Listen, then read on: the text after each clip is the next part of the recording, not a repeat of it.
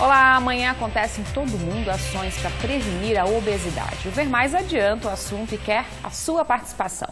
A médica Mari Cassol, integrante da Sociedade Brasileira de Endocrinologia, que é a sociedade que organiza a campanha aqui no Brasil, é a nossa convidada. Doutora Mari, obrigada pela participação com a gente, para a gente falar desse assunto tão grave, né?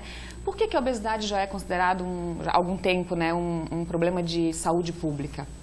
Boa tarde a todos. É sempre um prazer estar aqui no Ver Mais. Obrigada. E falando desse tema especialmente, que é um tema que envolve uma grande parcela da população, então é tratado como um problema de saúde pública, porque a gente tem hoje em dia mais de 50% da população acima do peso. Então a última estatística mostra que 54% da população está com sobrepeso e obesidade. É muita coisa, né?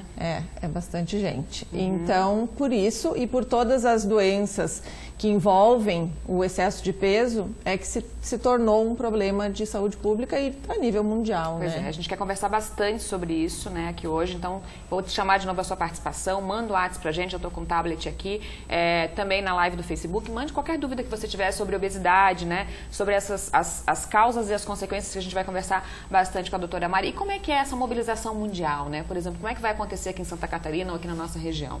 Então, no Brasil inteiro, a Sociedade Brasileira de Endocrinologia e a ABESO, que é a Associação Brasileira de Estudo da Obesidade, estão unidas, né, organizando essa campanha, disponibilizando material, que até eu já tenho aqui um dos materiais, eu posso virar aqui pra ti. Que é o folder. Né? A gente aqui em Chapecó vai organizar uma mobilização no dia 20.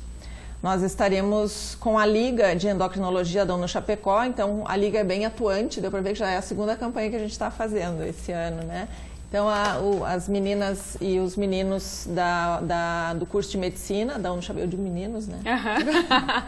Os alunos estão mobilizados, já organizando no dia 20, então nós estaremos no Supermercado Brasão, da Avenida. 20 semana que vem, né? No sábado, porque sábado então a gente vai ficar o dia todo lá, fazendo exames para avaliação do índice de massa corpórea, medição da cintura, a circunferência da cintura, tanto adultos quanto crianças, porque na criança às vezes é um pouco mais difícil avaliar, os pais às vezes não conseguem verificar se a criança, será que está acima do peso, será que não está? Então a gente tem as curvas, né, e de avaliação, então a gente vai medir, vai pesar, e vai verificar se essa pessoa está acima do peso ou não, e nós vamos ter orientações também individualizadas para aquelas pessoas que tiverem interesse. Vamos verificar a pressão arterial também. Então é um dia de mobilização, não vai ser feito agora no final de semana por conta do feriado, né? Então a gente vai fazer no dia 20. Tá certo. Olha só, como é que a gente define a obesidade, né? Quando que ela é considerada uma doença? Porque você já deu os dados aí, mais da metade da população brasileira está acima do peso, mas ainda não é considerada obesa. Não, como é que faz? Como é que funciona isso? Dentro desses 54%, 20% são obesos. Então, o índice de massa corpórea, que é o peso pela altura ao quadrado, né? Bem fácil de calcular. Se estiver entre 25 e 30, esse valor, a gente considera como sobrepeso. E acima de 30, então, 30, 35, 35 a 40, vai os vários graus de obesidade.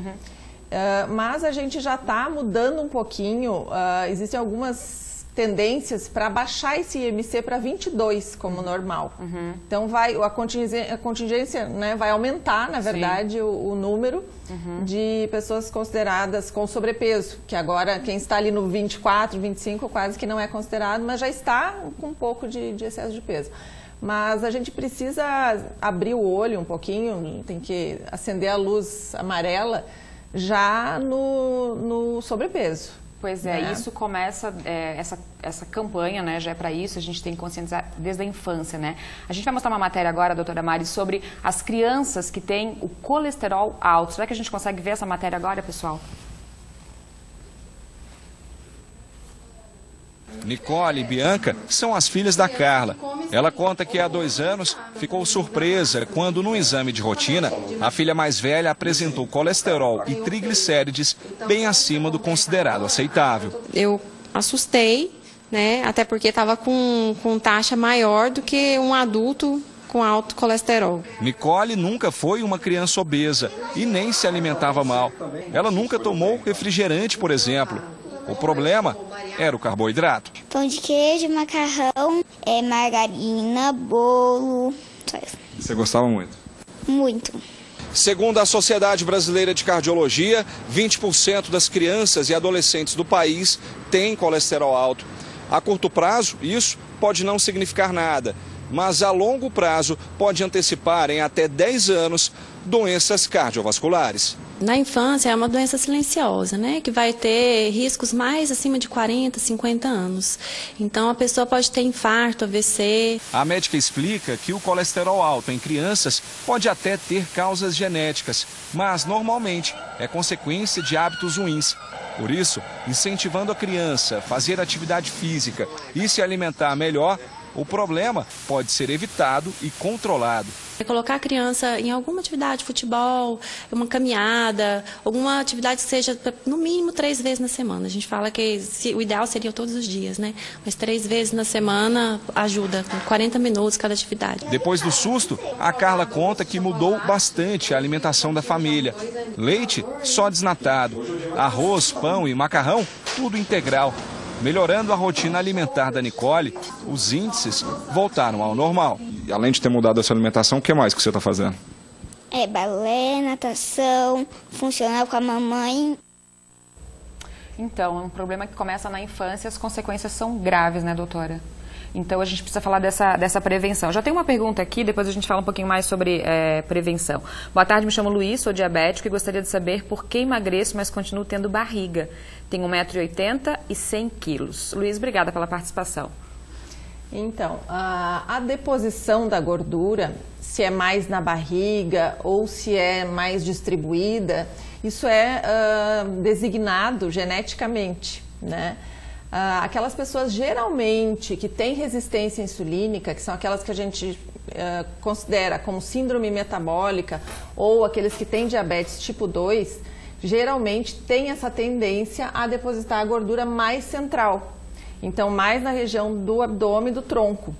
Então, não é coincidência. Realmente, quem tem diabetes tipo 2, em geral, tem essa gordura mais localizada na região abdominal. E muitas vezes vai ter os braços e as pernas mais finos. E né? tem que fazer, não? Tem que perder essa gordura aí também. Pois é, teve uma época, doutora, não sei se ainda vale isso, que falavam que essa gordura abdominal, essa cinta de gordura, também era considerado já um sinal de alguma coisa grave. Funciona assim? Sim, é um critério para classificação de obesidade. Tanto que na campanha nós vamos fazer a medida da circunferência abdominal, porque tem pessoas que pelo IMC ela não entra no critério, mas pela circunferência abdominal sim, né? Porque a gordura ela não precisa estar em todo o organismo. Se ela estiver só na região abdominal já é o suficiente, porque é o pior lugar, né? É onde mais está relacionado com a gordura no fígado, né, com a resistência insulínica e com o desenvolvimento do diabetes tipo 2. Tá certo. Olha só, como eu tenho falado desde o começo, a doutora Mari vai continuar aqui para a gente continuar respondendo as perguntas sobre obesidade, né, relacionadas à saúde, principalmente. Já tem gente participando aqui, mas a gente vai responder depois. Quero mandar um beijo para a Fernanda, do bairro Líder, que está dando parabéns aqui pelo nosso assunto, para a gente estar falando da matéria. Fernanda, obrigada pela participação.